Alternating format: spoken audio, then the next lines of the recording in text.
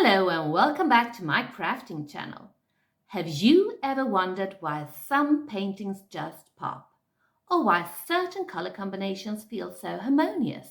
Well, today we are diving into the fascinating world of color theory. Color theory is a fundamental concept that's incredibly useful no matter what you are passionate about.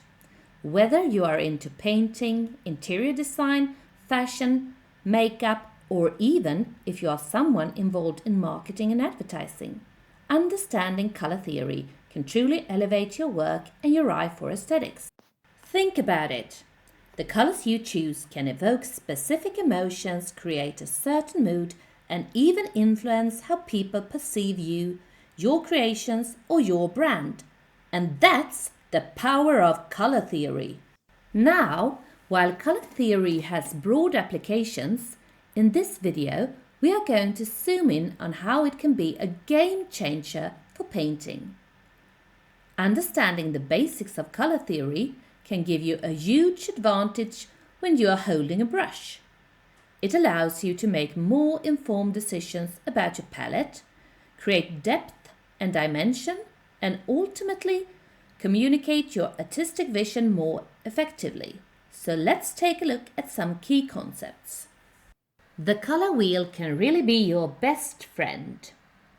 It visually organizes colors and shows the relationships between them. You typically see primary colors, red, yellow and blue. These are the foundation. You can't create them by mixing other colors. Secondary colors are created by mixing two primary colors. They include green, a mix between yellow and blue, orange, a mix between red and yellow, and purple, a mix between red and blue. Tertiary colors, these are formed by mixing a primary color with an adjacent secondary color. Examples include blue-green, often called teal, red-purple, often called magenta, red-orange, and yellow-green. Color harmony is a common subject in color theory. This refers to pleasing arrangements of colors. We will look at some common harmonies.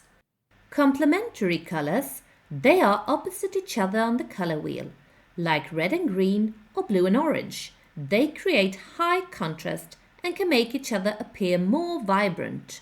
Split complementary is a variation of the complementary scheme. A split complementary scheme uses a base color and the two colors adjacent to its direct complement on the color wheel. For example, red and yellow-green or red and blue-green. This approach maintains a strong visual contrast but softens the dynamic energy of a direct complementary pair, offering more variation and often a more nuanced result. I just love using complementary and split complementary colors. It makes such a bold and bright statement. Just look how my orange cushion pops against the blue wall.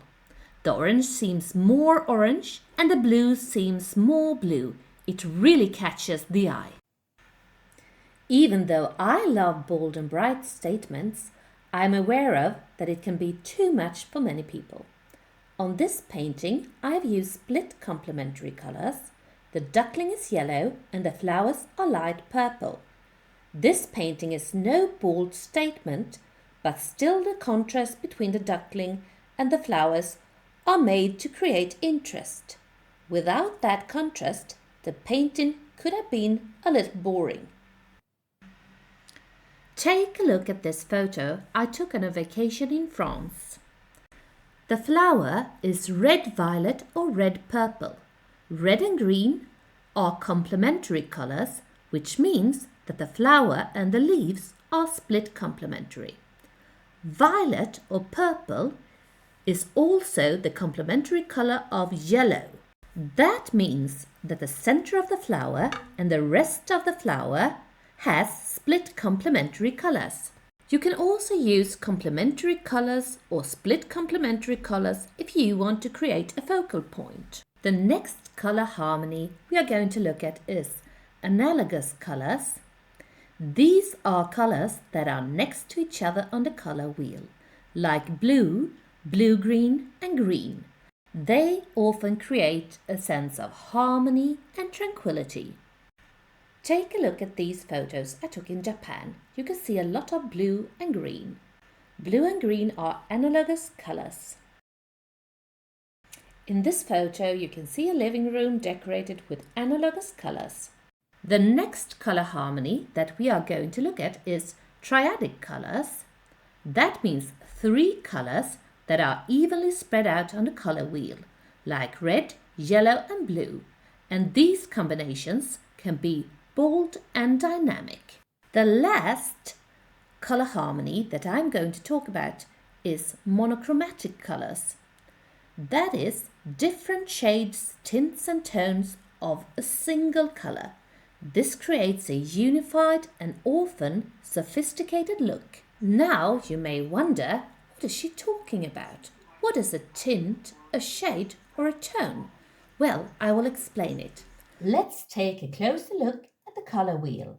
Now we are concentrating on the blue color. In this case, tint means blue plus white.